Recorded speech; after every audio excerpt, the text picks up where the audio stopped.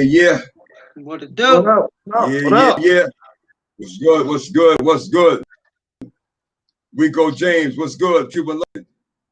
All right, once again, welcome to the sit down where the truth is told and real stories unfold. Santos, good evening, right back at you. Welcome again. I'm your host, Malik. This is my brother Oran, my sister CDL.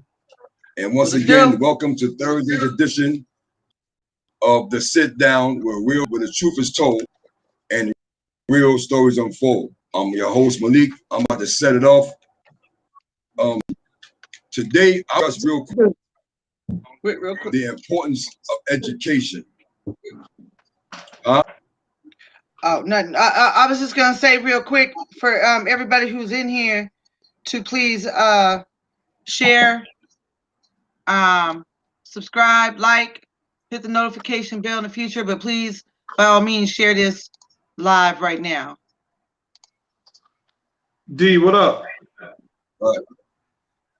D, good evening. Inferno 3636. Good evening from okay, ATL in the building. Shout out to Marietta. Shout out to Atlanta, Fulton, Cobb County, the whole ATL. We see you. So good evening again. This is Malik, your host. Welcome to Thursday's edition of the Sit Down with Soul and Real Stories Unfold. Shout out Mama, your K Mama 83. We see you. So we're gonna set it off. I want to talk the importance of education. The importance of education in this, right? A lot of our children are being homeschooled due to COVID-19. I get it. I have family with little girls that's 4, 6, and 7 in homeschool due to the pandemic here in Texas. So with that being said, a lot of people, a lot of families around the country, or they said they didn't, right? If you have 2 or more children in the home, they only give them 1 laptop per home. You understand? 2 tops, depending on the circumstances, 2 tops. That being said, as always, right? This is not a newfound concern. This is something that's been a concern for me for years, due to the fact that I was a junior high school dropout, right? High school is 4 years. I didn't go to my high school in 4 seconds and 4 years. Unfortunately, and thankfully, right, I got my education in the penitentiary. I went to college in the penitentiary. My brother got his education in the penitentiary. Our sister was fortunate enough to get hers outdoors after going through years of situations, right? Not being in school. I'm gonna speak for me, I took education for granted. I took the power of education for granted at too young of an age, right? It wasn't until I was in the pen that I really understood the power and the importance of education, and not just school athlete, not just college education, high school, a diploma and a degree. I'm talking about general education. Understand? So with that being said, the school to prison pipeline, it is real. It is active. It has been active for decades. It is not something new. The phrase, right, is fairly new, right? Maybe about 10, 15 years or so, give or take. But the school to prison pipeline has been in existence and in effect for years. I was a victim of it, right? And a lot of my peers were victims of it. So here at the sit down and with Constant Don, the whole program, she exists, and other organizations that we have or linked with, right? We all express the strong need for education. So with that being said, of my voice, if you tune in or if you know somebody with school-age children, check on them. If you have school-age children, it is important. It is very, right, that you make sure that your business, these kids in the school on a laptop, if they don't have one, if they don't have a laptop, you can go to the school for them, for their grade. Yeah. Malik, you breaking up really bad. Yes. You're breaking up. I'm sorry. I'm just letting you know. I mean, I'm sorry. You know. I mean, this must. I know. I understand. But with that being said, with that being said, right? Again, if you have school-age children from first grade to the 9th grade, you have to stay on top of your children's education and make sure that they're doing the work necessary. So when school opens back up, they won't be the butt of jokes in that classroom. They won't be the ones being laughed at because they were a grade or 2 behind in reading and math, right? So with that being said, I'm going to pass it to my brother so he can talk about it a little bit. And I'm going to go inside, excuse the movement, but I'm going to go inside and see if I can get a little bit better reception. Hey, what's up, people? How you doing, Melvin? What up, Cuban Love? And everybody else that's logged in right now, we appreciate you all for, you know what I mean, taking the time to hear what we're talking about and sitting down with the sit down. This is where we get down. We're getting down with the sit down. We're getting down with the sit down. So yes, I wholeheartedly agree with my brother Malik and what he was talking about in terms of education. You know, being that we're still in the middle of a pandemic and a lot of kids are being homeschooled, you know, and parents have to go to work and there's no real supervision. And some kids are logging on to get their education. So as he said, you know, they could be, you know, behind on their work. And when school does open back up fully next year, hopefully, you know, you don't want your kids, your nieces, your nephews, you know, anyone, any child to be behind. So as he said, if you can, check on the kids, you know what I mean, make a phone call if you know the parents at work. And if the kids have a cell phone, just to check on them, making sure they're doing their work and getting their education on. Because at the end of the day, you know, this system we have here in this country of education, yes, is a great one, but at the same time, it has so many flaws. So, you know, if you know any kid that's homeschooling, again, if the parents are at work, check on them, make sure they're doing their, you know, their schoolwork and getting their intelligence on. You good, Malik? I'll toss it back to you right quick so you can finish up. No. So with that being said, I greatly appreciate you expounding. But again, I can't say it enough, man. Education is a brutal subject and topic for me because of my personal experience, right? I know, let me give you an example. My grandson, little Malik, he's 15. March 2nd, he turned 15, right? That quick. But when I came home from the pen, right? This boy was 4 years old. He had the iPhone 4. He had a kid's laptop with the internet and all that. He logged on and do children's stuff, you know, for his age, like 4 to 7 year olds. And he was so impressed with his own level of intelligence. I'm impressed. He was so impressed with where he was at with it, reading wise, math wise, comprehension wise, that he couldn't wait to show granddad. So my first evening home, I spent with my family, with my children and my grandson. It wasn't no hit the block, wasn't gonna shake hands and meet and greet with nobody. So he was on after we ate, he look, come in, let me show you something, granddad. He got his own computer station and the table with the chair and he jumped on that thing and he moving the mouse, and the way he was moving the mouse, I said, there's no way he's actually really doing something with that mouse as the mouse is supposed to do. So I walked up closer to him and I'm watching him and I'm seeing the arrow on the mouse and he's clicking on that. Oh, no, not this one. Boom, no, not that one. Boom, yeah, there we go, granddad. And he's showing me work and things that he was doing online. Math. At 4 years old, he was at a 6 years old reading level, grade school level, at 4. Because his mother, right? No thanks to me, although when I was in the pen, I got involved with programs that it had to have a certificate of completion and accomplishment attached to it for me to take that program, because I was in the pen, in the zoo, in the cage, and I wanted to make my children understand, although I'm not there, get your education. So I felt like it would be hypocritical of me, right, to not get involved in some type of education myself where I can send them certificates of achievement. So that's what led to me going to college. I took all the programs that had certificates. I made copies for my daughters and for my mother. So I was able to stress the importance of education to my children. Thus, my oldest daughter, shout out to you, Jasmine, I love you. She understood the importance of education from she was like 13, 14 years old. So when she had my grandson, she stayed on him because she recognized that this is her job, his father's job, and for him to get it, they had to give it to him home first. So I saw the power, right? And it was reinforced within me with my own experience with my mother.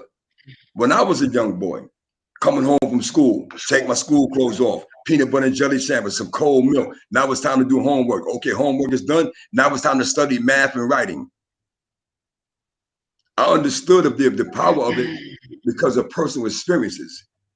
Through getting it at home first and then messing up in school and have to get my education in the penitentiary.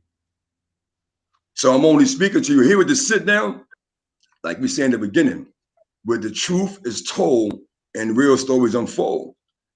I say 98% of what we talk about as the panel and the speakers, we coming from personal experiences. We're not picking a topic out of the air and then get on air and freestyle.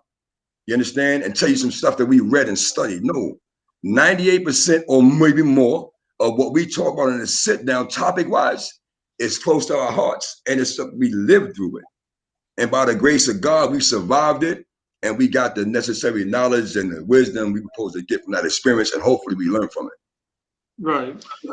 I just want to add, I mean, I totally agree with what you're saying, Brother Malik.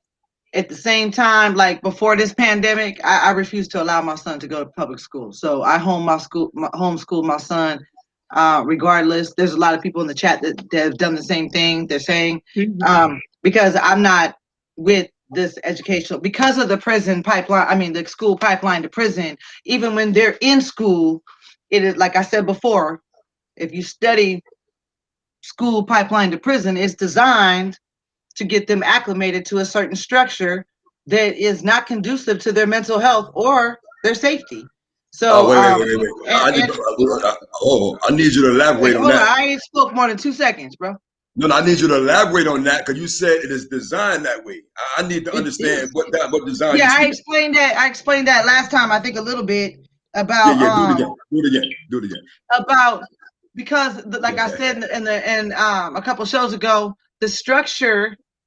The police that are in the school system, as we just saw a video of that 5-year-old who was just like terrorized by some police, and a whole bunch of other videos that we've seen, right? We've seen a million of them.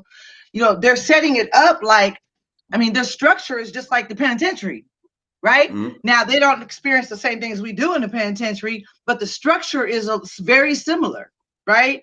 To how it is, and it's getting them acclimated to this certain structure, plus all the lies that they teach in our schools, right? They don't teach the proper education. They don't teach the truth. So me personally, I refuse to allow my son to be a part of that, only because, and it's interesting you said what you said, like, a lot of us didn't go to school, right? We screwed up and didn't go to school. So when we did get older, we couldn't do nothing with ourselves, right? Because we didn't have what society, right, has said that we need to have in order to have jobs and careers, right?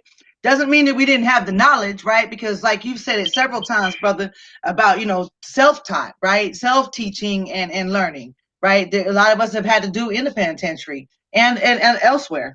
So even though I was a 13-year-old dropout, when I refer back, thank you, Mrs. Harris, she's on Facebook telling me my hair looked nice. I just had to tell her hello. Oh, please. Anyways, so when I look back at what I was learning in school, and then I saw the racism that my son was enduring when he was in school, and where that was taking him mentally. Mm-hmm. See, what I saw was, because I'm in tune with my child, that I saw my son, he was in the 5th grade and already knocking people out for calling him the N-word.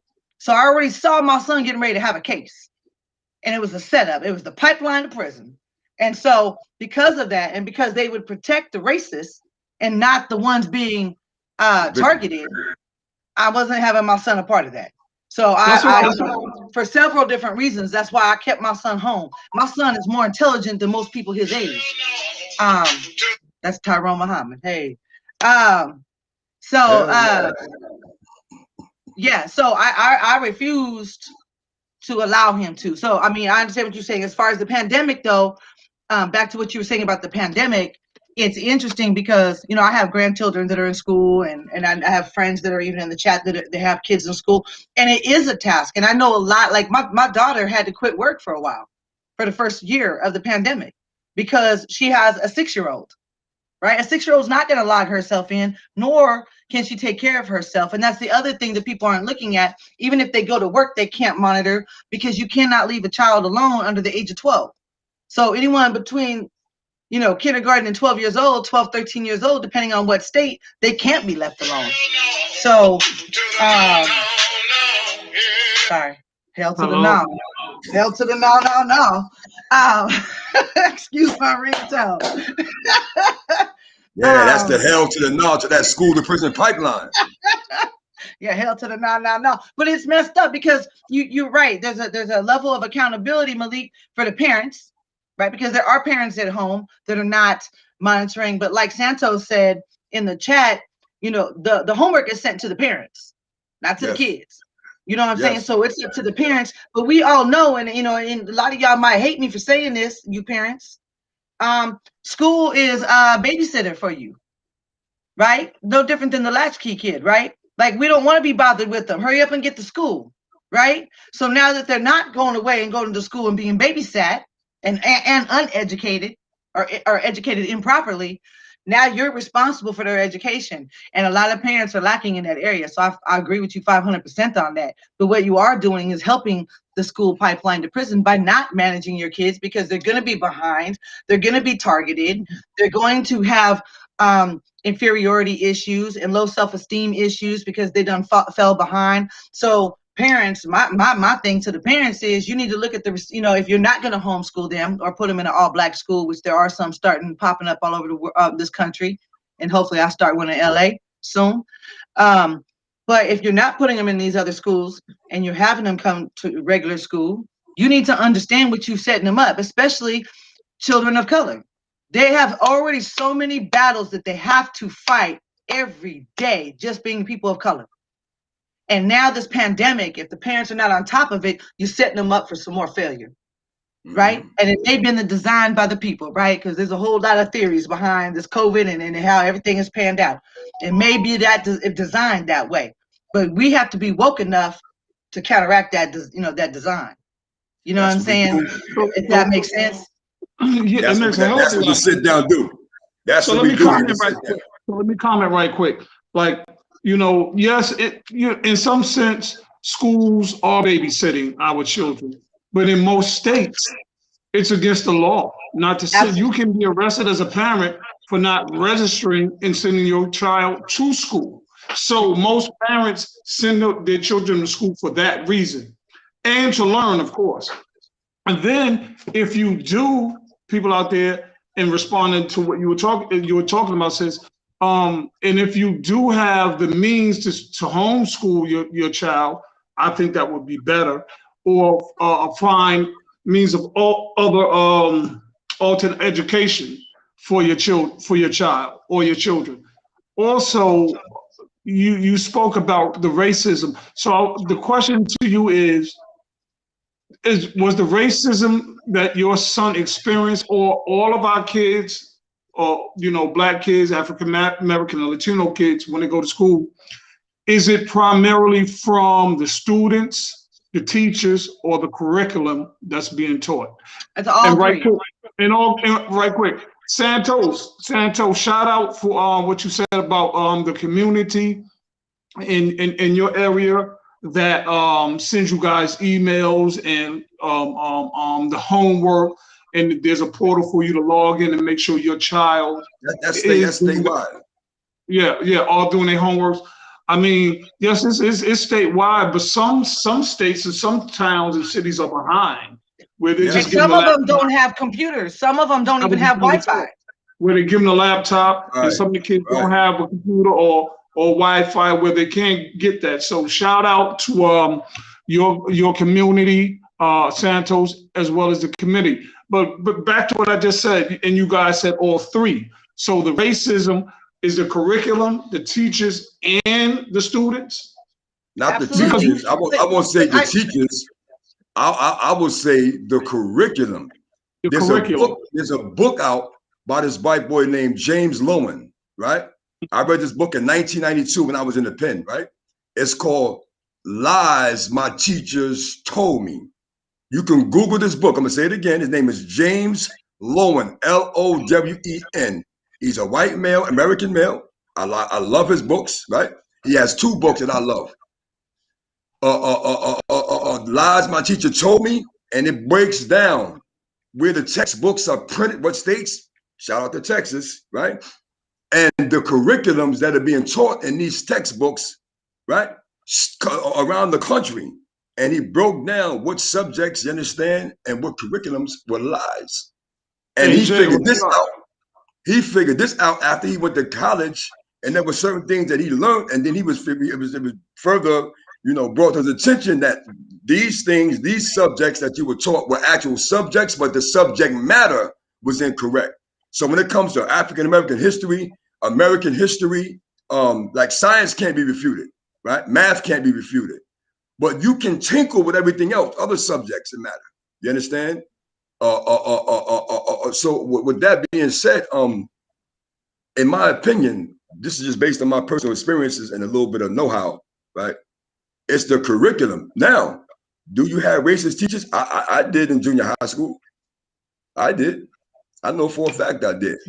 Based on what came out of their mouths and their energy and their spirit. I still recall it. I still remember. Right. But it's more so the curriculum, right? Overall than the teacher's behavior. CDL. My thing is this, and even if it's not the teachers, it's the administration, right? So when my son was, like, for example, when my son was going through the racial issues, first it was from his classmates, curriculum's off the top, right? But the classmates or his people, the peers, who were being racist towards him. But then when he handled it his way, or when he tell, no one do anything, but don't do that, Johnny. And then when my son step in and handle it, my son is the one who's suspended and expelled, right? And I don't know, every parenting is different. I'm not going to have my son or expect my son to tolerate racism. If someone's calling him the N-word, knock his teeth out. Like, we'll handle it after that. You know what I mean? So that's just where we come from. You know what I mean? But my thing is, my thing is this. I didn't tell him to do that. Don't get it twisted. But I'm not going to discipline him for defending himself if he feels racially targeted. You know what I mean? But back to school. Back to the school though, at being illegal, or illegal for them to stay home from school in the state of California. You guys can Google your own states. I found a loophole because that's what I do. And in the state of California, you can go to the California Department of Education and register yourself as a private school. And so that's how I got around him having to go into public school. I registered my own private school. I am the principal. I was the instructor, and I named out myself on everything. And I had 2 other kids in my school.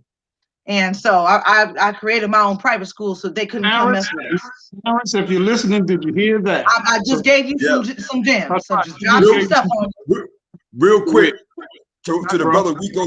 Real quick to the brother Rico James. No, Rico, the author's name is James Lowen, Lowen.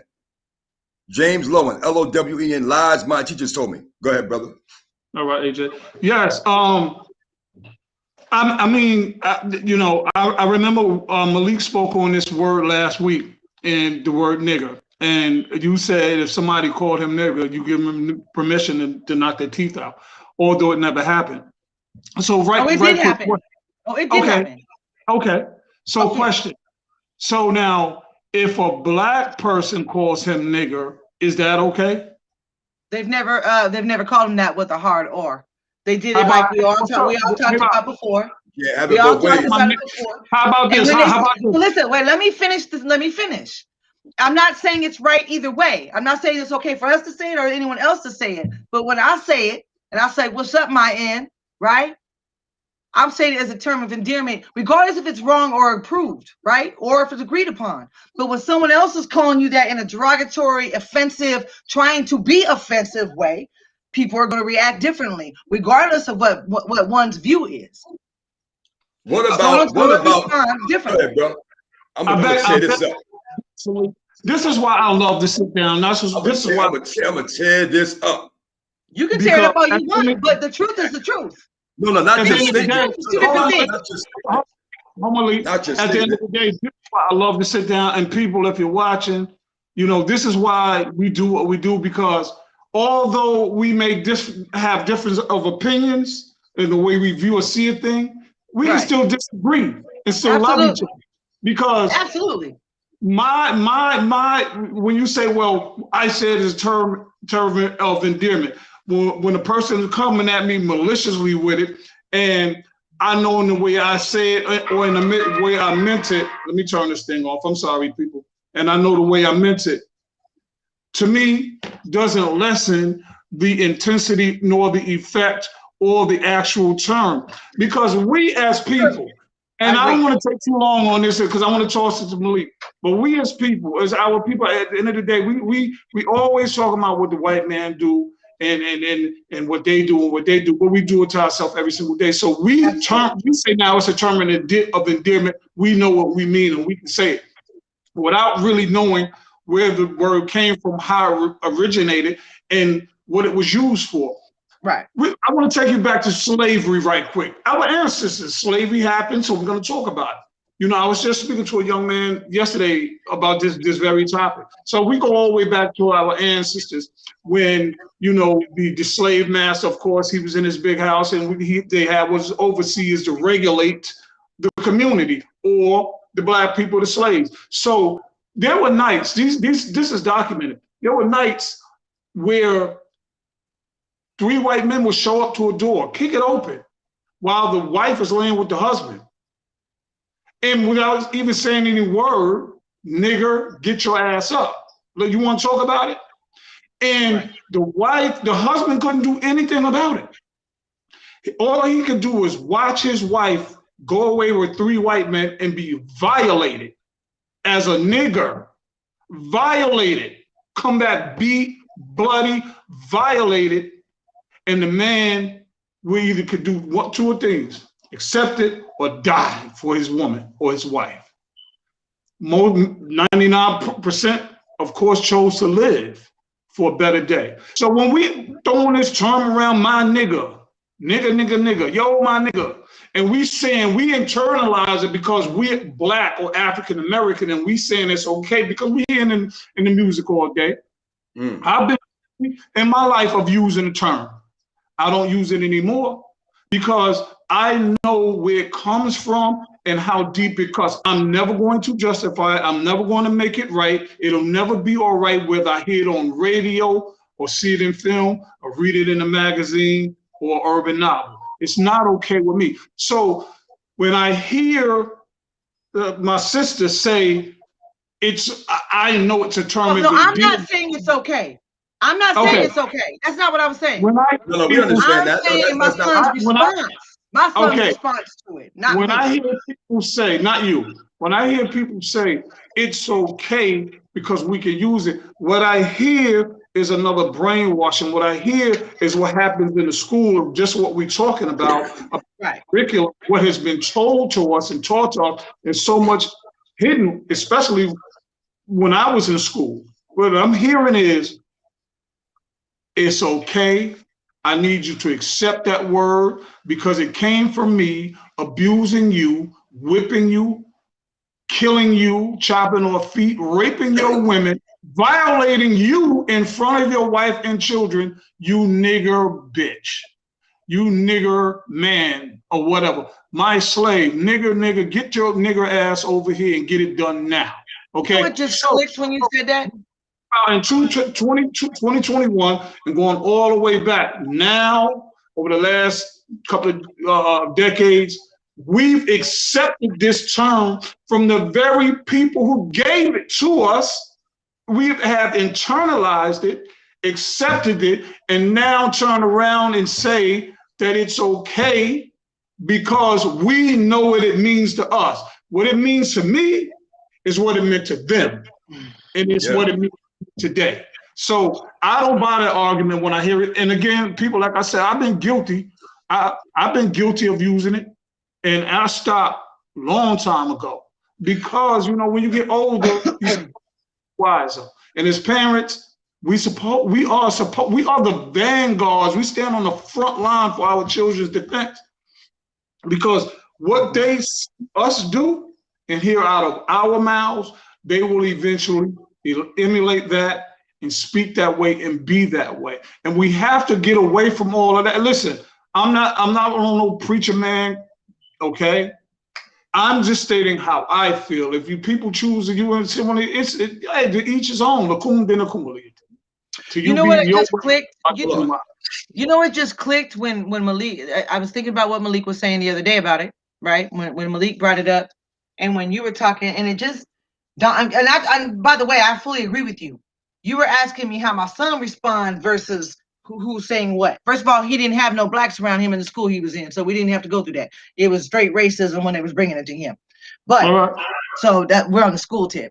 Now my son uses it every day, all day though, but he's getting less. He's using it less now because he's becoming more woke, right? But what came to my mind when listening to Malik the other day and to you is it's no different than the indoctrination that we'll never be shit, we'll never be educated, and we'll never do blase. And we get into that, and we've been into it. It's the same thing with that word, right? We keep adapting their concept and perception of us, and then we keep running with it so that it doesn't sting as much, and then we try to normalize it when we're just helping them disrespect us. This is the thing I want to say about that real quick, right? Okay, first, so in 1982, right, I joined the 5% Nation of so-called guards and nurses, right? That was the so-called indoctrination for young black men in the 70s and the early 80s of what they call now. Now, with that being said, the 5% Nation of Islam teaches you as black men, right, that the black man is God, the black woman is the earth, and how to respect this, that, blah, blah, blah, blah, blah, right? Now, my stepfather was a master Mason, 33rd degree. He found the teachings or the lessons that was given to me by my enlightening, which is the person that's teaching you. And he said, what is this? Oh, you a 5% now. Oh, you God now. Oh, really? So he came into one of our ciphers, which is a circle of intelligence. And we were building, meaning we were discussing education. We were teaching, we were expounding on things. Now, with that being said, I went to the pen in 1988, right? So as like the brother just said in the chat, Cordell, he said that the event of hip hop, right, is what spread the N-word. I agree to an extent, right? But two things I want to say, and I'm gonna pass it. In the 70s, right? It wasn't when we was doing the Black Power thing, and you understand, the black is beautiful, yada, yada, yada. It was not profound. However, certain comedians, certain African-American comedians came on board, and now they're doing their comedy skits, and they could not, for the majority of them, the one that got the most laughs when he said the N-word, right? Richard Pryor. He continued to use it. He continued to use it. He continued to use it, right? So other comedians, when he emphasized a certain joke with the N-word and the B-word, he get a bunch of laughs from black, white, brown, yellow, and other. Now, fast forward that I was in the pen, right? I began to hear it more and more and more and more and more. And like the brother said in the chat, I agree to an extent. See, I'm 55, right? Black male comedians and female comedians back in the 70s and the early 80s, right? I was indoctrinated with the N-word through them. In 1977, 1976, my stepdad had an album. That's when comedians was doing their shows live and it was being recorded on albums. Or CD, for those of you who don't know what an album is, with a disc, a black disc. And it was by Rudy Ray Moore. The P-U-S-S-Y belongs to me. And every other word was the N-word. So when I was in the penitentiary, I still had that knowledge of self-concept, but I just refused to say the N-word. So with that being said, flash forward to 2021, and we can't have it both ways. Like give me an example, man. And I'm gonna pass it. So you got some black people out here that say the B word to describe themselves, a bad bitch. And they homegirls, their female friends. They bitch, what's up, bitch? I see it on Love and Hip Hop. I see it on Real Housewives of Atlanta. These chicks are college educated, right? And they're being indoctrinated by who? I don't know, but they're being indoctrinated to use the B word, right? They don't use the N word, but they refer to themselves as bitches. These women are college educated. I've seen it on the other program, black program, about married couples that are doctors. These females, they use the B word. Now, this is where I'm gonna shut up at. You can't, for those women, for you women, you sisters, that refer to yourself as I'm a bad bitch, I'm a bitch about my business, however you use it, and you talk to each other that way, you can't get mad if a dude call you in the street and he try to talk or whatever, and you reject, fuck you, bitch. You can't get mad when a dude call you a bitch with venom. Now, I'm a black man. I'm not gonna have a dude say, what's good, my nigga, right? As a term of endearment, but then you get mad at me, fuck you, nigga. Now you saying it, nigga, now you saying it with venom. Now you saying it with heat. You understand? Now you intending to disrespect me and hurt me. You understand? It's the inflection in the words. It's the inflection in the tone that make people think, okay, it's not a threatening, it's not a threat the way you present it, but the way you present it, the inflection. What's up, my nigga? Fuck you, nigga. What's up, bitch? You're a bad bitch. Fuck you, bitch. Right? It's the way you say it, right? And it's received that makes it okay. You understand? It's not okay for me to dress, what's good, my nigga? Right? And then in the next breath, we argue, fuck you, nigga, blah, blah, blah, because it's the way you say it, right? And you know the way you say it is gonna sting. I know if I call you a bitch with intensity, it's to sting you. It's to pop you. If I call you a nigga with venom, right? It's to sting you, it's to pop you, degrade you, and disrespect you the way them crackers intended it for. So okay, listen,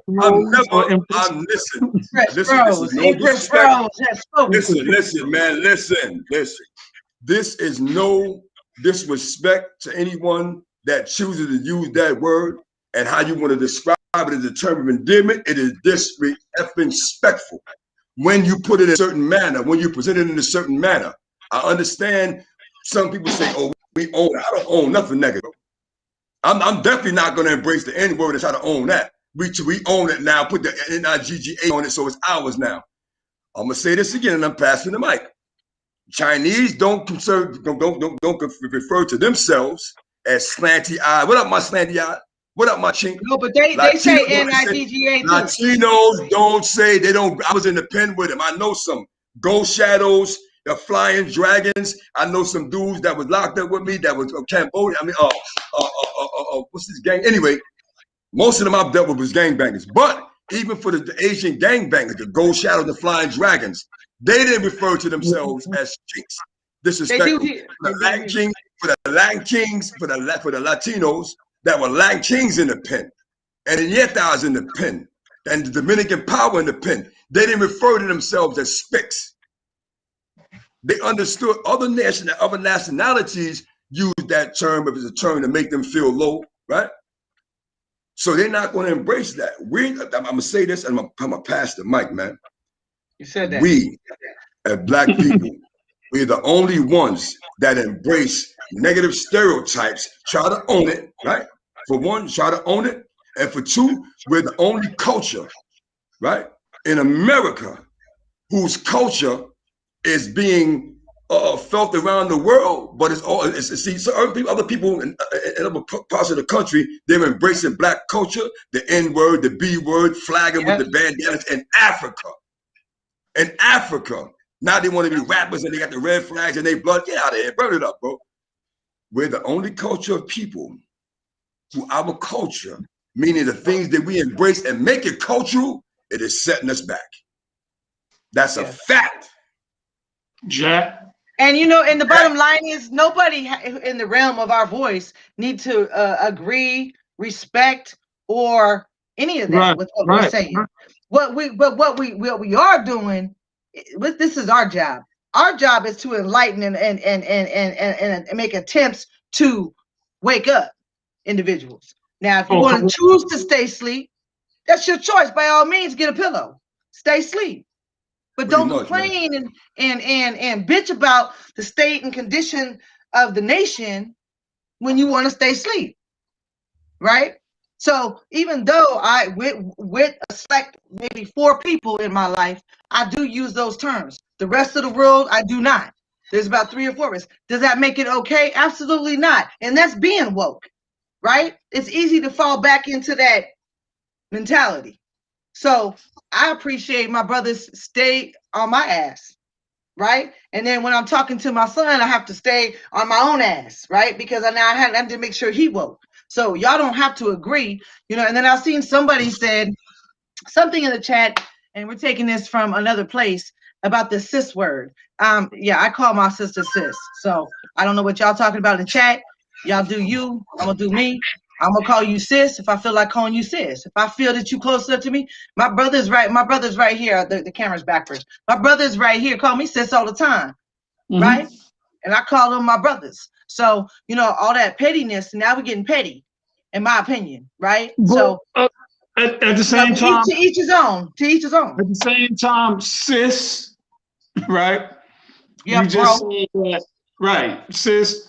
We know what we mean when we say sis. We ain't talking about the nigga thing, okay? That's totally different. Right, so we're not gonna take this out of context and deviate from what we I'm actually. just making the point that everyone has different opinions. So we're worried about we're not worried about preferences or what we like or don't like. It's about what's right and what's wrong. And the N word and the D word is inappropriate, is what I'm saying. I'm not speaking about you. I was speaking about the person that comment. But at the same time, you just said, listen, we're not trying to tell you how to feel, how to think, and what to say. We welcome all comments. We're not getting mad. I'm not, because that's why you're here. You understand what I'm saying? So I remember 2009, the last time I got in a physical fight, and I'm just being honest, I'm not going to lie to you, I won. It was early in the morning. It's facts. We was going to breakfast early in the morning, 5:45. You know, where I was at, you had a certain amount of people inside of a trap. They open the gate to go to the mess hall. Certain amount of people fill up in there. They close the gate before they open the mess hall doors, right? Early in the morning, it's about 10, 12 Caucasians, white people in the trap before the door. And I got 2 brothers on the right of me, but in the back. Early in the morning, yeah, my nigga, yo, nigga. I'm like, but I'm standing there, right? And I'm saying to my mind, yo, come on, bro. You see all these Caucasians standing there. This is what I'm saying to myself. Don't, even if you go, I don't like, but if you're gonna do it, wait till they're gone, or do it somewhere else. Don't let them hear, because they say, well, if you can say it, I can say it. And why do you feel the way when I say it? And this is all you say to each other. So when the gate opened, we ate. On the way out, I hollered at the 2 cats. I told one of the young brothers, let me holler at you, pull up to the side. We spoke for a second. I was like, yo, young, listen, you know, I understand, you know, you're a young dude, you know, you're going to use that word, just that and other. But let me give you a little bit of history. So I gave him a little bit of history. I noticed he started getting agitated. Yo, Unc, you need to go ahead with all that. So I was telling him, I said, yo, listen, I'll tell you what.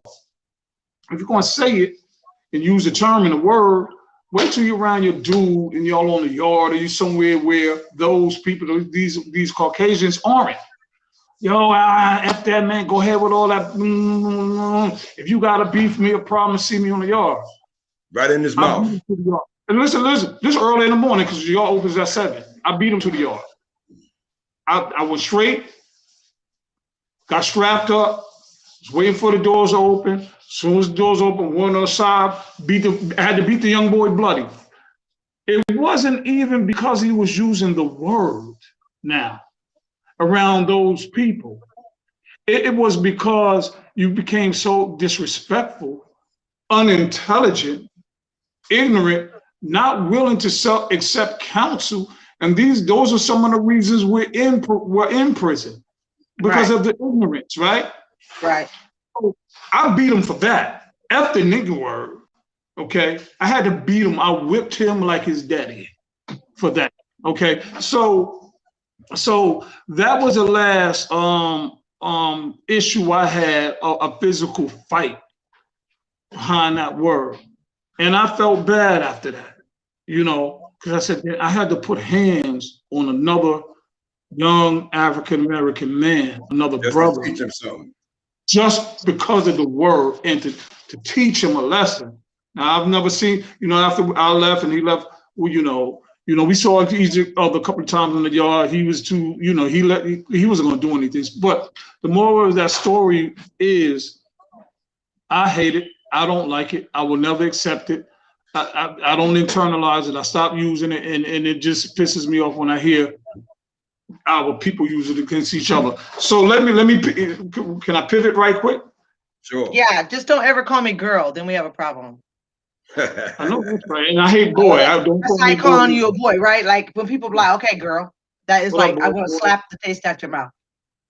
Okay, so what I want to talk about, my topic right quick, is called the color of confinement. The color of confinement. Let me give you some statistics right quick, and we can elaborate. We already know that the population, you know, African Americans make up 13% of the population here in the United States. And we are 7 times more likely to be convicted of murder, 3.5 times more likely to be convicted of sexual assault, and 12 times more likely to be convicted for drugs, drug dealing, drug use. The ACLU in Berkeley, California research group found that more than 200 wrongfully convicted men and women over 1,313 years of time and 129 million in taxpayer dollars. This is in the state of California, your state's CDL. Let me read it again. Wrongful convictions. More than 200 people were wrongly convicted when exonerated. That resulted in 1,300 years of time, doing time, and cost the taxpayers $129 million. On the room, Texas, these exonerations. Texas, 363 exonerations, 2,066 in total years done in prison, and 47% of those were African American. In Illinois, 303 exonerations, 2,811 total years spent, 74% African American. New York State, 2,000. It's live. 2,000 is live. That's right. 2,000. This is New York. 2,081 exonerations. These are people who are wrongly convicted people. 2,716 years of total time lost. 53% were African American. And lastly, in Michigan, 99 exonerations, 896.5 years in lost time, and 52% of those people were African American. In Brooklyn alone, which is called Kings County, the County of Kings, our town, 25 people were exonerated by DNA, serving a total of 426 years. And out of those 25 people, only one person was white that was exonerated or convicted. Let me right quick. These are some of the causes of wrongful convictions: false confession, false forensic evidence, perjury, official misconduct, but most of all, eyewitness misidentification. Okay, those are namely the causes. I want to focus on, and so let's discuss. I would like to focus on the number of African American, and these were just 5 states. I didn't even do a whole, we don't have enough time. The large majority of men that are being convicted in the United States today are African American, then Latino, and this on, of course, on a lower scale, Caucasian, white. Why is that? Let me just touch on it for a couple of seconds. One, when I was in the pen, got there in 1989. 1989, I was in the law library because I can read, right? And one of my comrades who was in that prison before I got there, he was in the law library. The law library taught me how to shepherdize, right? And cross-reference the law that was applicable to the charge I got convicted of. And I was able to give back 15 years on my sentence by the grace of God, due to the fact that I can read, I can write, and I understand and comprehend what I was reading. With that being said, do you know how many young black men and some older cats that I ran across in the law library, bro, they could not read cat, hat, rat, dog, food, hood, good? Many. Had to pay people to file a brief for them, prepare a brief, write the brief, do the research, and submit the brief, right?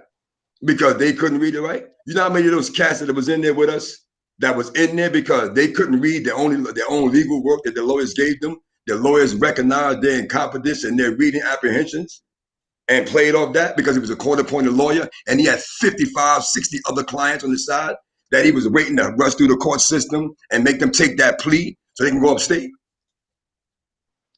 Malik, reading CDL. and writing is fundamental. Malik, CDL, why are the numbers of black males and women and Latino men and women in prison in the United States? I just gave you the numbers. I gave you some states. I gave you some exonerations. I did exonerations because that's just in how many years total they all spent. Because we, just by these numbers, we can see. That's why I did exoneration. We can see men and women, blacks and Latinos are convicted, falsely accused, set up at a higher rate than Caucasians.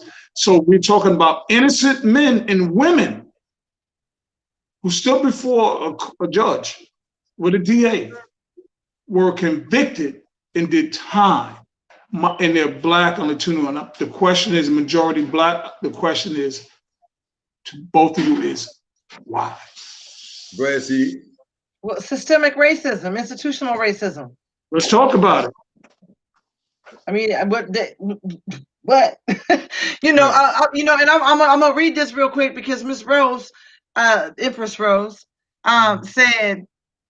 She said this: the police system was originally set up to be slave catchers, so the system is continuing to work as it was designed. It needs to be dismantled.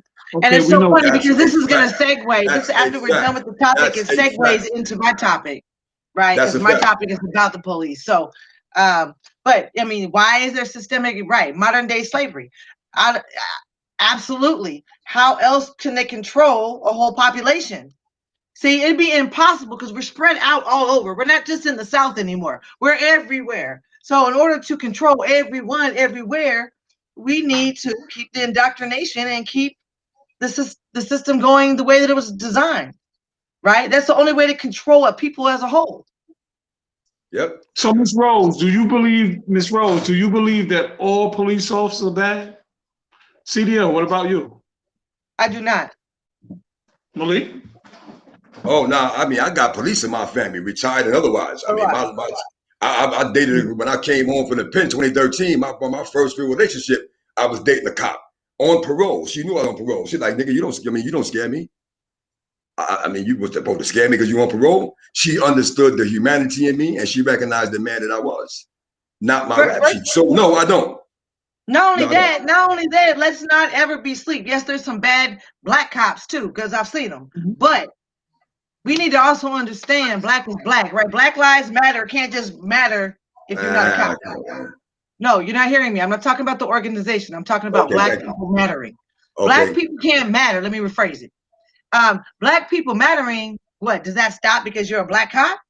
No, his life matters too. The bottom line is they endure racism within their ranks as well. That's a fact. You know what I'm saying? Fact. So they're enduring the same and they have a choice. They either have to conform or they lose pensions, they lose careers, and at times lose their life. They lose posts, and they lose positions, and yeah, you're right. So I mean, and there's a lot. I mean, and there's some good Hispanic and white cops too, because I've met them. But as a whole, even the good ones, you know, it's just like no different than racism, right? White silence is violence. Am I right? White silence is violence. You may not be doing the act, but if you silent, you just as violent. You're culpable. It's no different with these police officers. The good cops are not standing enough, especially the white ones.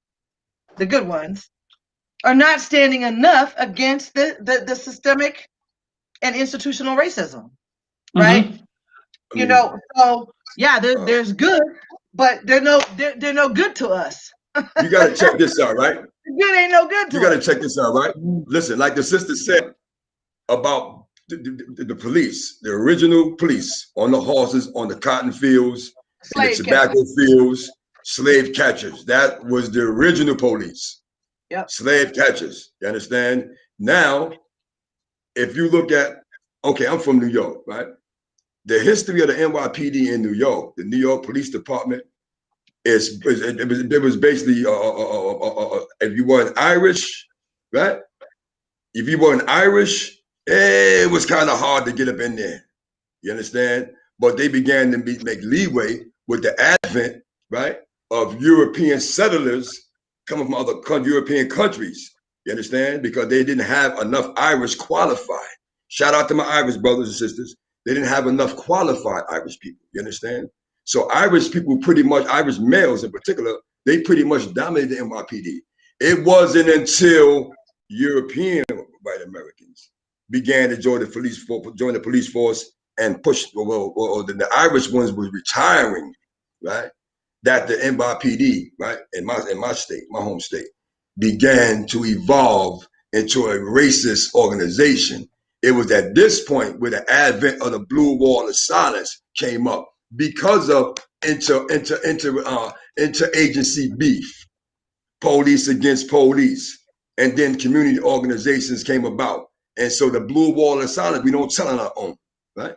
So to me, it's no, this is, I mean, not to just, you know, to veer too far to the left or to the right off topic, but I'm not surprised by the division in this country because of so much separation in this foundation. Republicans, Democrats, this team versus that team, red versus blue, black versus white. I don't know how intentional this indoctrination is, but it is a cancer. It is a cancer. Bro, when the Irish came to this country, they were slaves. The Irish had damn near as bad as the African Americans. But they had a choice. They were indentured servitude. They had a choice to do that. Right. This is why I said. This is right. That's a fact, bro. That's an absolute fact. This is why I said, right. The Irish people, you understand? I mean, it didn't get racist NYPD and other police states, right? Until white American males started to come in. You understand, when the Irish people were retiring and, you know, they didn't have enough qualified because of their criminal backgrounds or whatever. But it wasn't until the takeover by white American males that the police stations in a lot of states, not all, but in most states, you understand, began to be radicalized. You understand? And it's us against you. You know what I mean? Another thing, real quick. Of the assimilation. I actually did a study on this. They turned on us because they needed to assimilate. Right, but with that being said, I'm gonna pass it, right? You have people out here that are attacking Asian people, right? You had this one dude in New York, he stomped this woman in her head 3 times, walked up on her, she walked in his direction, kicked her in the stomach, boom, 68 years old, she fell, he stomped her 3 times. Dudes in the store that filmed it, they walked to the door. The dude that closed the door on her, he was about 6'3", 6'4". He just closed the door on her. They got rid of his behind. The store that, you know, that recorded it, that he was an employee of, they got rid of him. Now, with that being said, we keep talking about stopping racism. We're not gonna stop anything. There is no policy, there's no procedure that the government or any other person can put into place to stop racism in any institution. It is embedded in the hearts and minds of the racist individual. It is up to that person, a person at a time, right, to make the necessary change within here and here, where racism will stop. Because if I'm racist, I'm going to indoctrinate my children. You understand? If I'm not racist, I'm going to indoctrinate my children. The problem. Go ahead. Right quick. I saw a movie. It's one of my favorite movies. I'm not going to mention the character's name, but I remember him riding up to in Indian Nation, and he told the chief, he said, no signed document or piece of paper can hold the law. So just as you're saying, no law that can be written, that can be invoked, can stop racism. Nothing. And he said that treaty, that peace, that bond we make has to come from the hearts of man and woman. Because racism, bigotry, it's going to be here until the end of time. But as individuals, see, it has to come from the individual to make a conscious decision at that particular time, moment in their life to say, you know something, I'm going to choose not to be that way. Now, if you salty with me on some whole nother next, you understand what I'm saying? I'm going to meet that same intensity. I'm going to match it. You understand what I'm saying? But no treaty, no law, as you're saying, brother, as we know, as the viewers know, is going to stop racism. We just got to have to do our best to work within a system, a government, and a country that was founded on the very same, those principles. Hate, as I said last show, the connective tissue to racism is what? Hate. That's the connective tissue. Because most racists, all of them, matter of fact, hate the other race or the other person because they are different and because they feel superior. Look at the people being targeted for racism real quick. Look at the ones being targeted for racism. Look at the ones being targeted for racism real quick, right? It is the intelligent people, Asians, intelligent people, very intelligent people, African Americans, very intelligent people, right? Look who the targets are and what they've accomplished in this society. In my opinion, people that are racist, they are jealous, man. They are jealous. Okay, you shaking your head, CDL. My question to you, like I asked the racist people, wait. My question is, like I asked people that are racist, what did black folk do to you? What did Asian people do to you? You can't ask me that. No. How you gonna ask me that? You're not letting me, I ain't finished, right? That's why I said to pose the question to the racist people. What did blacks, so now the Asians being targeted, what did Asians do to you? Now, with that being said, what were you trying to say? A whole bunch, but I probably forgot half of it. No, you didn't. Yeah, I did, actually. The truth is, it's not just rooted in hate. Before it was hate, it was miseducation. And the reason why it'll never change is people don't want to talk about the truth. People talk about slavery and they jump to the 60s. They don't talk about in between. They don't talk about assimilation. They don't talk about a lot of these racist groups had to become racist in order to ally with the people with power, which is the white man, right? The Europeans, right? They don't know their own history. They don't even know. A lot of Irish don't know that they were slaves too here. A lot of Native Americans don't know that they also own slaves in this country, right? In Texas. They don't talk about Native Americans owning slaves. And they did that because they needed to assimilate and try to ally with the white man. But they don't talk about the true history in this country. They talk about bits and pieces to fit their narrative, right? Just like Asians are intelligent people, but and it's geographical, because in California, Asians do not like blacks, period. They treat them like shit. They disrespect them daily. And what is it about California? The only ones that allied with blacks is during the Black Lives Matter movement, and that's just the younger generation, just like the white allies who are doing it because it's a fad and a trend. They do not treat blacks well here. Do you know that Asian people, I'm gonna pass it. Do you know that Asian people, right, are the victims of gangs in their own communities for centuries? Do you know that? So with that being said, I'm not trying to justify their racism or their hate or dislike or contempt for young blacks or blacks in LA or in Cali. I'm saying sometimes, right, we can be reminded of something done to us by our own people and hate the other people that are doing the same behavior. For example, gangbanging, right? I'm not saying that all Asians in California were victims of gang violence, but whether and not all blacks here are gang members. I'm not saying, you know, let me finish. I'm not saying that all Asians, because you said Asians in Cali don't like blacks. So I'm saying this. I'm not saying that all Asians were victims of young blacks and gang members in LA. Right. I'm just saying there has to be a connection if it's not monetary. If they don't like blacks and they got them enslaved, or if they don't like blacks and they're not enslaving them, you just don't like them, there has to be a connection there. The white man. I don't believe that they don't like blacks because they're black. I believe there's a deep that's not connection. True. If you learn culturally, even in Asian countries, they do not like dark skin. They even wear garments to protect their skin to stay as pale as possible. Dark is bad in a lot of Asian countries. That's why geisha dolls are white skinned.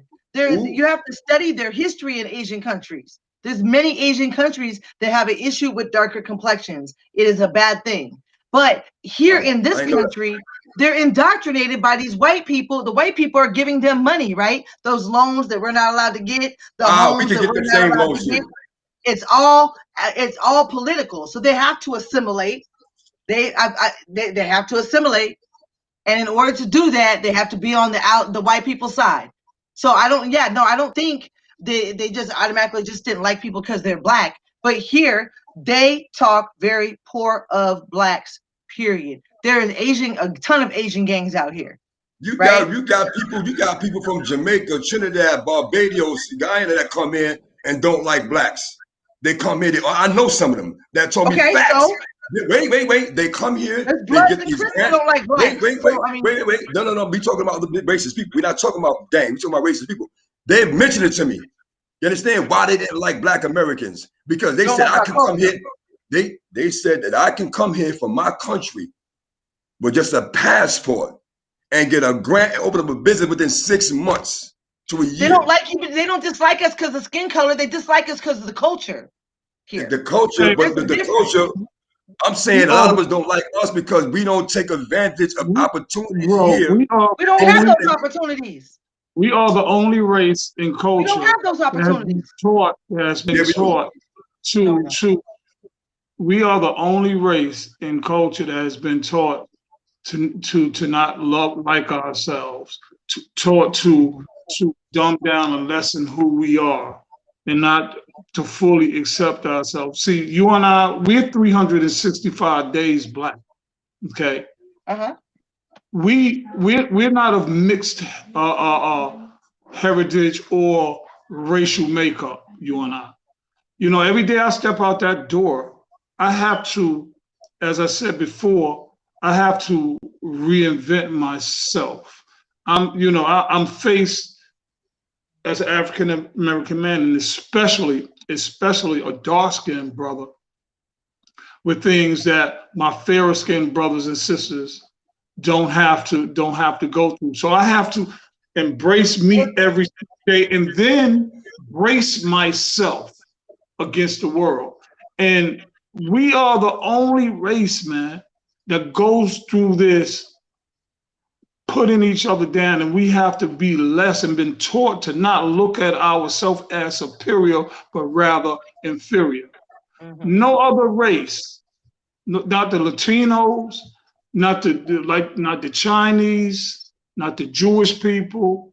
You understand what I'm saying? Italians, whites, no one puts their race down more than we do, because it's indoctrination. This is what we've been taught, to call ourselves the names in the words that we call ourselves, and then turn around and justify the reasons for calling ourselves what the negative shit we say and the things that we say to one another. We've been indoctrinated. We've been taught to be this way, and it is sad. It is sad as a black man in this country when I see us not supporting us the way we should support us, but we blame everything on them. We know what the plan was. We know the scheme. We're not going for the okie doke, the banana in the tailpipe, and all that other slick talk nonsense. We know what it is. So the question now becomes, what are we gonna do? Like the brother, a couple of Rolling Right. You know, when you was talking CDL, you were so much on point, and you were so right. And he was like, the sister is so right, because what we do. We don't want to, okay, we can talk about other races, but sometimes guess what? If we point out that the Indians own slaves, we don't want to talk about that. Nobody want to talk about that. And then now guess who's coming for you? The whole Indian nation, Indian groups, and everybody else. Want to ban you from TikTok, social media for telling the truth. You know, you were speaking back. Or YouTube. On YouTube, if we speak about anyone else, hell, our people. If you want to, let's be truthful. Now we can't just leave us our own slaves. Absolutely. Okay. Not here though, but yes. Right. Not here, and not to the degree that what we're talking about right now. It is so effing sad. And it's to the point becomes sickening, because we put us down so much and we have accepted that shit. And I know we did, for the viewers out there, I know we did a lot of cursing today and colorful speaking, as I like to want to call it. But listen, this is why I want to sit down. You get to say what you want, be who you want, come who you are, make your comments. We're going to answer your comments without being upset or mad or being disrespectful, because you own your feelings, not me, not CDL, not Malik. We say to you what we say based on our experiences from being in the street and in prison. And 99% of the time we come to you with facts. I will come to you with statistics from noted sources, respected sources, okay? But let's not ever get it twisted, people. Let's not ever get this thing twisted to the point where we start to forget, and begin to accept, or better yet, continue to accept the BS that goes on in this country.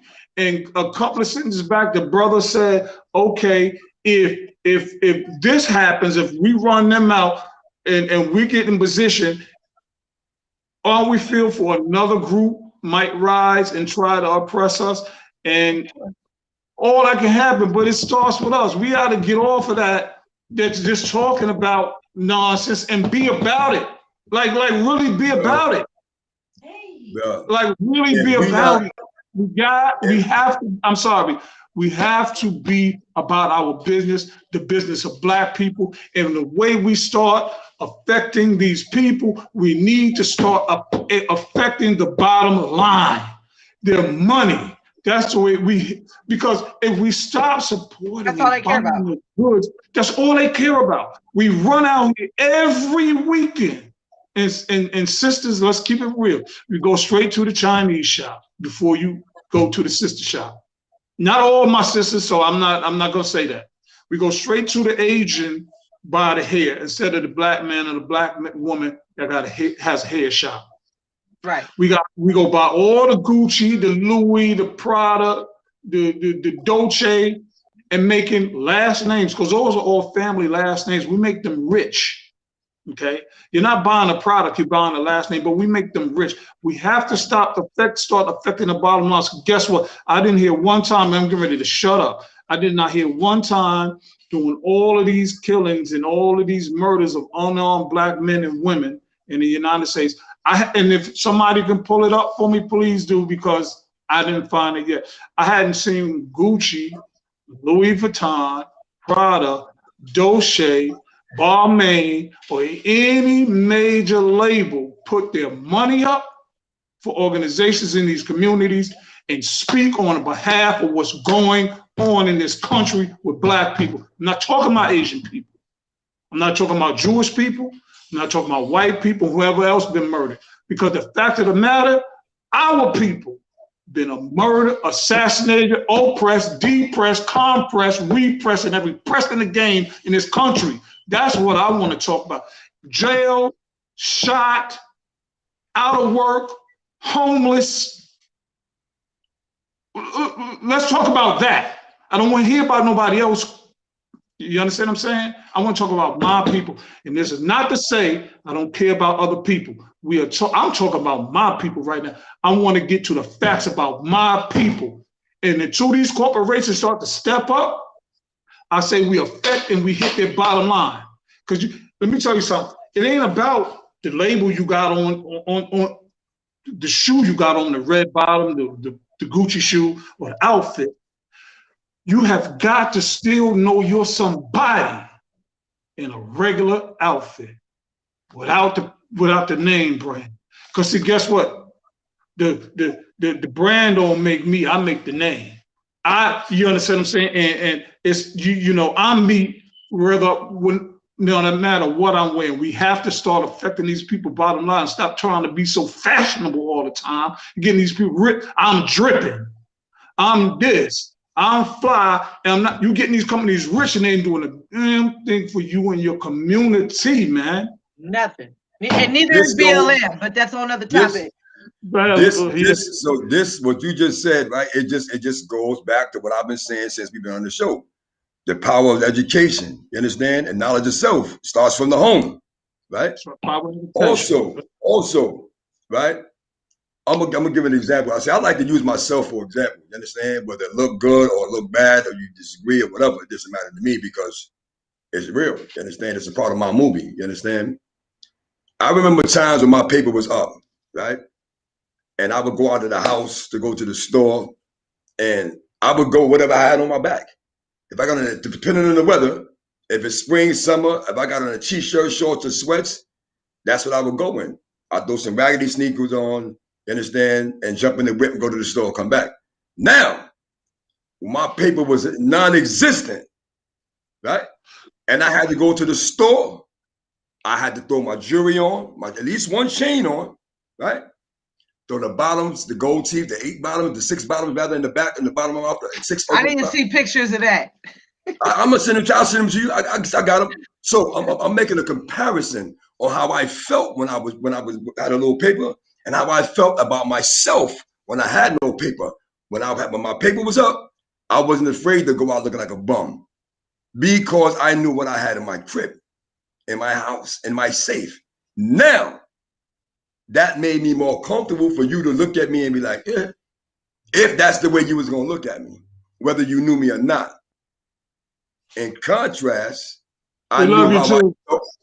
In contrast, I knew how I felt when I didn't have no paper, but I had a couple of things, materialistic wise.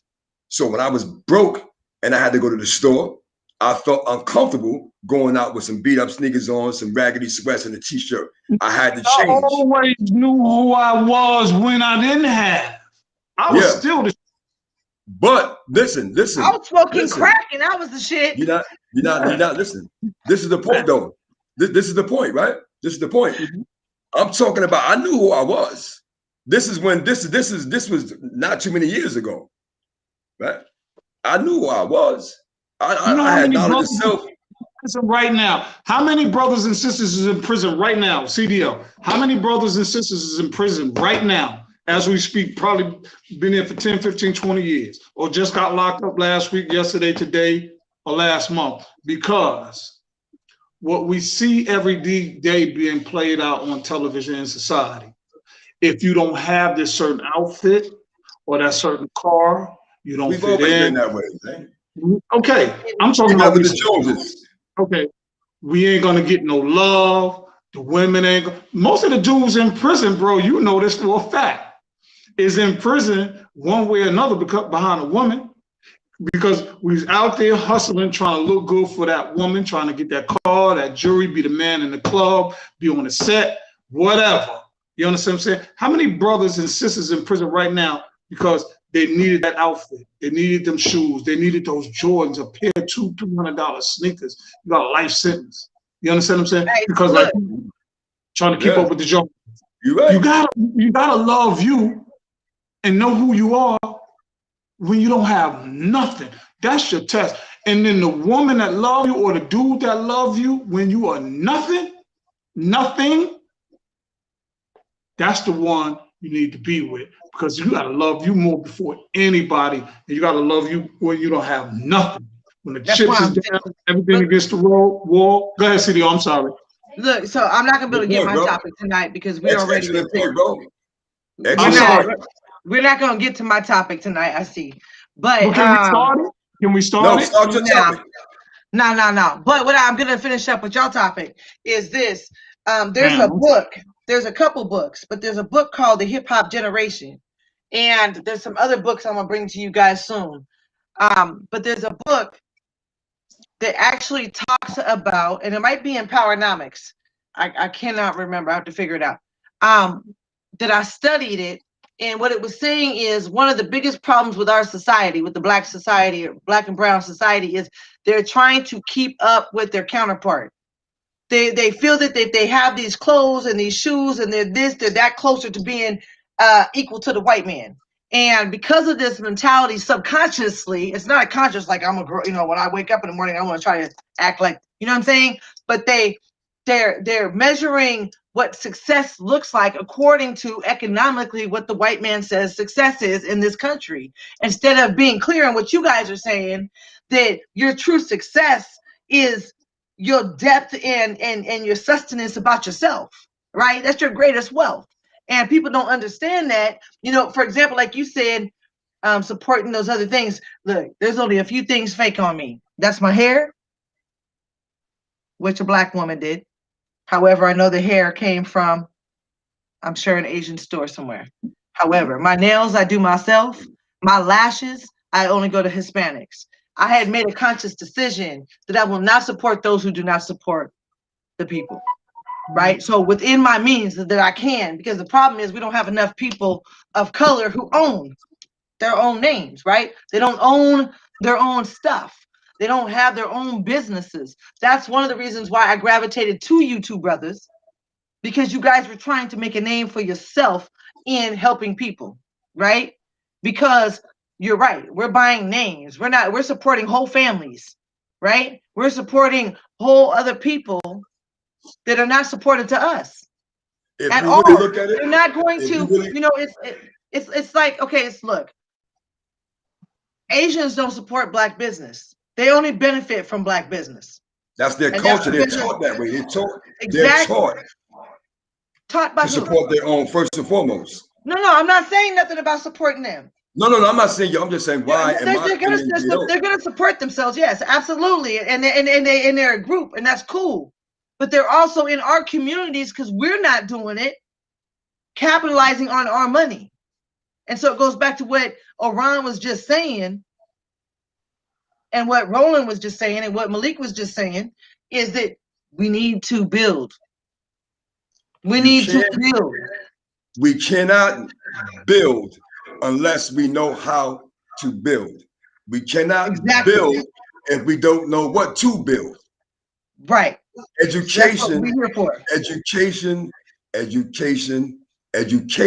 not talking about, again, for the viewers just tuning in or didn't catch the beginning, I am not talking about public school, private school, or homeschool. I'm talking about teaching your children who they are. Hold on. Example, if your child is 2, 3, 4 years old, let's say a year old, right? And that child learned how to walk on his own at 6, 7 months. 6, 7 months, they're standing up, they're wobbling, right? At 8 months, they're walking. At 9, 10 months, they're running. At a year, 15, 14 months, they already potty trained themselves, right? Sometimes if you study your child, meaning if you pay attention to your child at a young age, right, you will see strengths. You will see certain things that, okay, if I capitalize on that, okay, he's good with his hands. If I capitalize on that, I can teach him how to build his own business doing X, Y, Z. If you notice certain characteristics and traits about your child that you can expound on, that you can focus on, and raise that child based on that, you can teach your child knowledge of self, because if your child don't know how to do certain things, if your child don't know he or she is capable of doing certain things, they're going to go out to the world and they're going to learn from everybody else. They're going to learn this man's culture, that man's culture, this person's knowledge, that person's knowledge. I call certain knowledge, not all knowledge is beneficial knowledge. Not Look, all let knowledge. me use an example. Like, I just started a nonprofit and I have a for-profit, right? The for-profit is being a mentor, life coach type of thing, right? And then we have my nonprofit. My son, who's only just turned 18 not too long ago, or getting ready to turn 19, he's my CFO on my paperwork. You know why? Because generational wealth is where it's at. These people only have the money they have because it's been passed down to them, and that is what we need to start doing. But one of those things, like Malik just said, is educating ourselves. For example, this book, Powernomics, right, by Claude Anderson. I'm going to make this a curriculum at my nonprofit and teach this class. It is the national plan to empower Black America, right? It's Blacknomics. Right? You have to know, like he said, educate yourself about what's going on in this country, right? Dirty Little Secrets, right? Which is about Black history, its heroes, and the troublemakers. How about Black labor, white wealth? You have to educate yourself so that you can educate each other, right? But you have to know the facts about what they're doing with their economics. We know they got money. We know that's all they care about. So you have to, like Roland was just saying, you got to hit them in the pockets. But you have to do what Malik was just talking about. You have to educate. Like my son's passion is helping homeless people. I know this about him. Am I trying to capitalize on my son? No, I'm trying to build an organization so that when I'm gone, he's still standing. My daughter, my 30-year-old daughter is in the same field that I'm in because she wants to help others. So she will also be named in my business. I don't care about my name. I want them on it so that them and their grandkids and their grandkids will have some stuff, because without this knowledge and building this Black wealth, it'll never happen. But it has to start somewhere. It's not going to start protesting in the damn street. It's not going to start by us. It's not going to start because we have to complain and talking about what about us. They don't care about us. We need to care about us. That's what I'm talking about. You feel me? Generational wealth. Sorry, I get loud, don't I? I'm sorry. I'm probably loud. No. Keep talking because what you are explaining is exactly what we're saying, and we spoke about the same topic kind of in previous shows about generational wealth. Why a lot of our people are in the positions that they are in today, because our parents didn't have anything to give us, because their parents didn't have anything to give them. They wouldn't allow it. So every time they try to build, they burn it down. Right. Every time they tried, they burned it down. They put cement in the water. You know what I'm saying? It's been tried and attempted. The difference is this: we are not our ancestors. People are willing to fight now. People are tired now. You know what I mean? And so it needs to be done again and again until we get it right. But you guys, these books are important. And there's a couple people in the chat, you know, we've had this discussion, and so they're actually reading these books, and I appreciate you hearing what I'm saying, because we cannot, because there's so many years, Malik, I just heard what you were just saying, that we're woke, we know what needs to happen, but so many of us, maybe not us three, but so many of us, and us at one point, are stuck with, okay, well what do we do?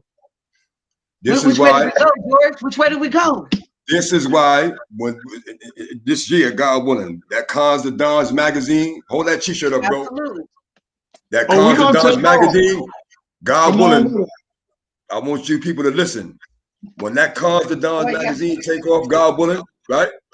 We're gonna start generating the finances to tour the country. Me, my brother, my sister, and we're gonna have these talks, God willing, God willing. We'll have these talks in a bigger forum where we can get the message out in larger numbers. We appreciate everybody that's tuning in, but it's not just about tuning into the sit down. It's about a discussion after the sit down. It is about it's about continuing this discussion after the sit down with your friends and your family and the people you love and care about.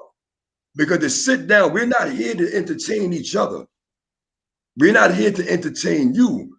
We're here to enlighten each other, reinforce our own values within each other, and then share that love with the Black community and the Black community, the brown community, and the Latino community, and every other community.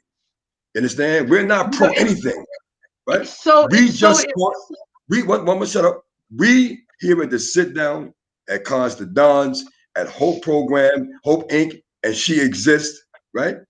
Our primary goal, man, please be clear on this, man, is to share our personal experience with you so you can have a conversation with yours, and so that yours and you, maybe, possibly, don't repeat the shit that we repeated. Don't get trapped up in the lifestyles that we were trapped in. And the only way out, God willing, is through the penitentiary, and you gain the knowledge of self, and you start to educate yourself and really, really waking up the third eye, right? Or worse, man. Some people, we got homies that didn't make it. From teenagers, they were killed in these streets. So this is serious for us, man, because lives are at stake. And again, I'm gonna shut up after this. My concern is the future of the Black and brown and Latino community, because I have them in my family that are young. I had a conversation with a young boy in New York a week ago. He's 15 years old. He wants me to bring him to Texas. With that being said, I got on the phone with his little homie, and his homie like, yo, I want to come to Texas. You feel me? Every third word was, you feel me? I'm saying it to say his ignorance, it hurt me. Because I'm concerned about when he goes to school, if his parent ain't concerned, damn it, I'm concerned, man. Because these are the children that's going to be around our grandchildren, man. Affecting their conversations, affecting their speech, causing them to dumb down. You can't go around certain people talking about what's popping. You can't go to a job interview sagging and flagging talking about what's popping. I'm here for a job, you feel me? You know, one of the most important things that we need to learn as a people is to get rid of the crabs in the bucket syndrome. No, that shit ain't going nowhere. As long as you got poor, rich, and middle class, it ain't going nowhere. If you don't have the hope, it ain't going nowhere. If you don't have the hope to at least eliminate that in your immediate areas, then there's no reason for us to even be talking anymore. Because I know this, I can do some things, build some businesses, and I can go on my merry little way and look at my past and be like, look at me now. Hey, I started from the bottom, now I'm here. And have that crabs in the bucket mentality and only worry about self. Or I can pass it on to the next person. And the reason why I'm saying that is because our viewers and us and our experience is passing it on to others. And eventually, one day, someday, in some future, in some generation, it might catch on. You know, I know there's people in this chat where they see what I'm doing and they share with me just because they're excited about what I'm doing, about what they would like to do one day. And so we've gotten together and I'm helping them build their program. You know what I'm saying? And the business that they want to do and showing them the steps to do that, because that's what we're supposed to do as a people, is stop talking about it and be about it. That's what I meant by the crab. That's what I meant by crab in the bucket syndrome. So let me ask you, and let me ask the brother, right? Where do you two think the crab in the barrel mentality came from? And why is it still prevalent generation after generation after generation, man? Willie Lynch. The indoctrination. They turn us against each other. Over and over. And if one generation is asleep, look, it takes us, like you said it a million times on the show, that we have to teach our offspring, right? Our kids, our grandkids, and we need to educate our kids. The parents are responsible for that. Well, if 2 generations, they didn't know the truth and they weren't woke, who was to teach it? If the indoctrination is so deep-seated and it took a while to even wake up to those facts, and then we all just keep it to ourselves because I'm enlightened now, and not share that, which most people do. They keep it to themselves. They don't share it. They don't teach it. They don't have these conversations. They're too busy shaking their ass on TikTok, like you said, because that's just so much more easier than having an in-depth, deep-ass conversation, right? They want to just get their kids to go to school instead of coming home and debriefing them when they come home, right? And having these conversations. But that's, it's all the Willie Lynch syndrome. We're all in competition. That's why this other book called The Hip Hop Generation and Powernomics that I just showed you talks about we're in constant fear of not being what the white man says is successful. And so what we do is like survival. It's like survival of the fittest. We're in a condition, in a place where we're in survival of the fittest amongst our own people. You know what I think? Let me take y'all something. Don't be laughing at me. No. Hey, CDL, listen. I love talk because you always make so much sense. I love it when I see you on TikTok because you give the people the business, you give them the realness, you give them the rawness. This is why people love you, respect you, and follow you. Yeah. I love when brother talk speaks because he speaks from passion, and he's so gifted on pulling from his perfect personal experiences from the past and connecting it to what's happening right now. You know what I mean? So I was not laughing at you. And anytime I am laughing, I'm in my head thinking about what you both are saying.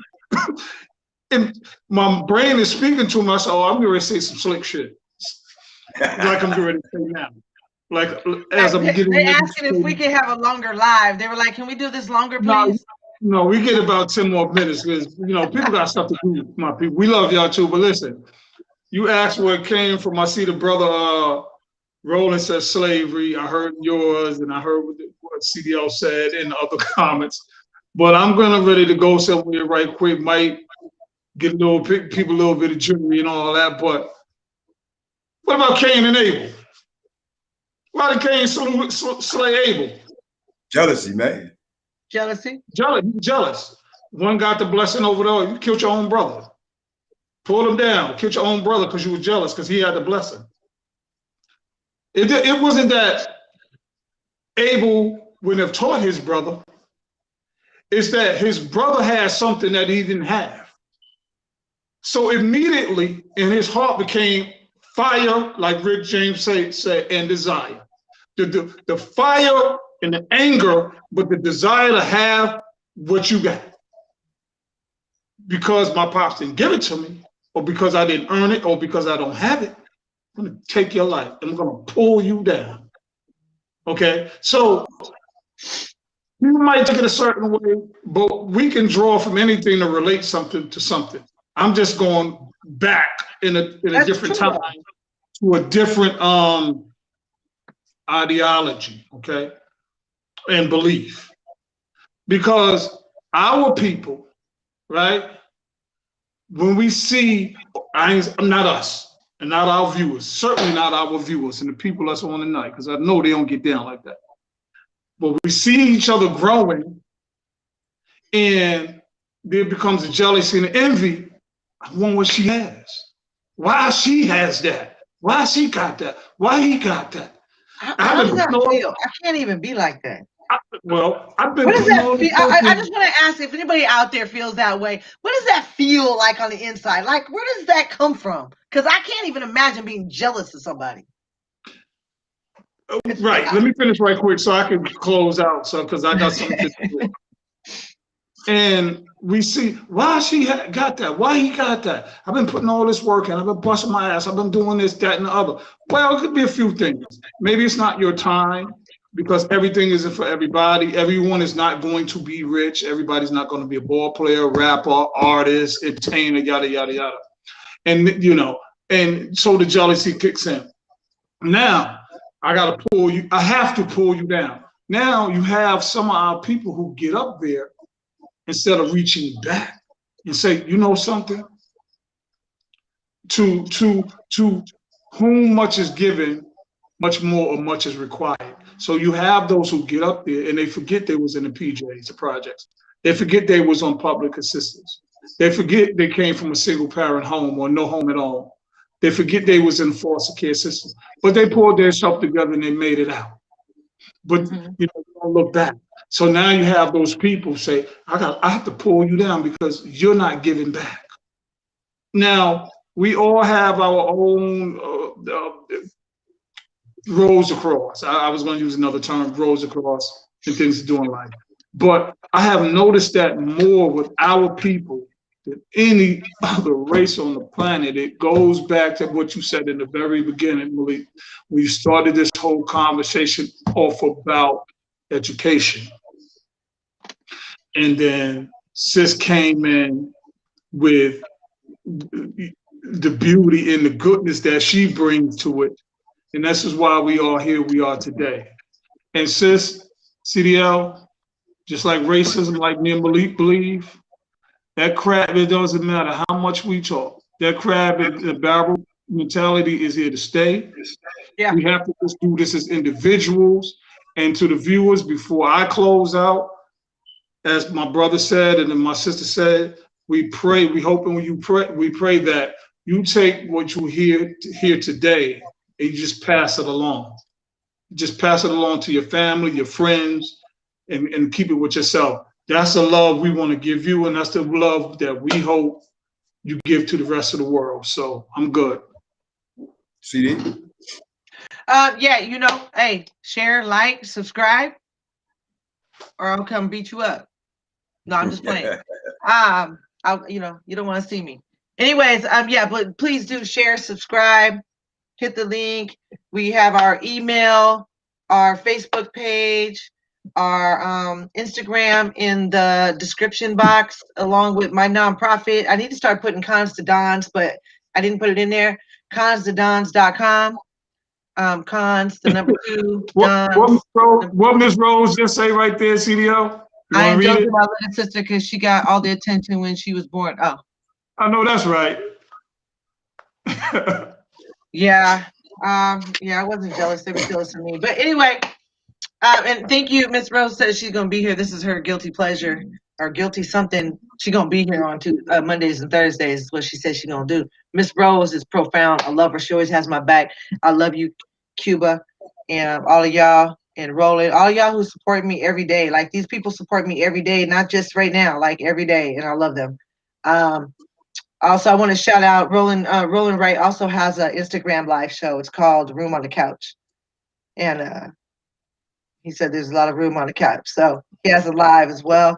His live is Friday, tomorrow, right? It's on Fridays. He has them on Mondays and Fridays. So what he does on days that he has them, he actually logs in and watches us and does his show at the same time just to give us views and support us.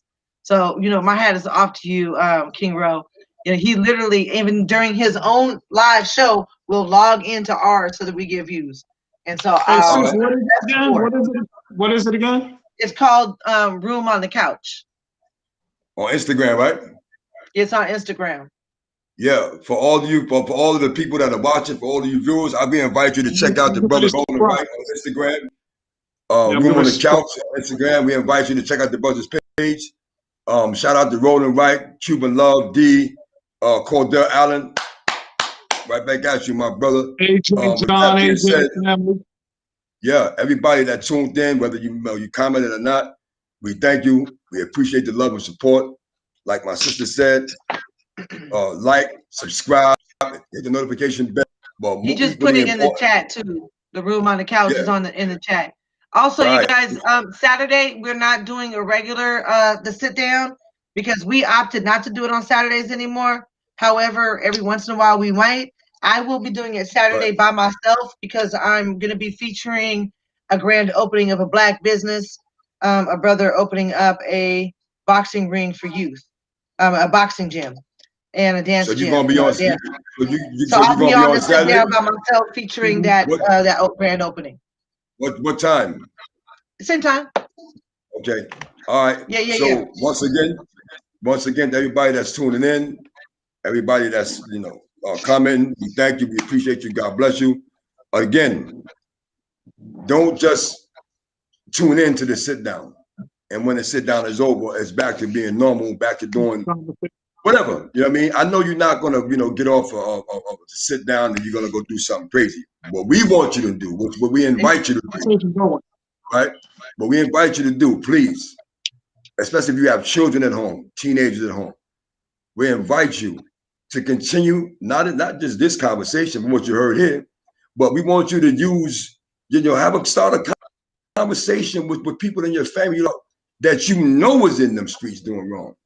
This is the only, like my brother always constantly say, this is the only internet show, program, sit down, podcast, stand up, lay down, that you're going to find 3 official people. You understand? And we're not official because of our backgrounds. We're official because of what we've been through and what we're doing with it today. You're not going to find any other platform where you got 3 people, 2 people, or 1 person hosted it that is official, right? Background wise, and was a convict and made the necessary adjustment and went from a con to a don. You're not going to find it nowhere. You understand? So with that being said, we bid you love, peace, and happiness. Have a good night. Have a blessed weekend. And we see y'all next Monday, God willing. Peace. I say. All right, y'all.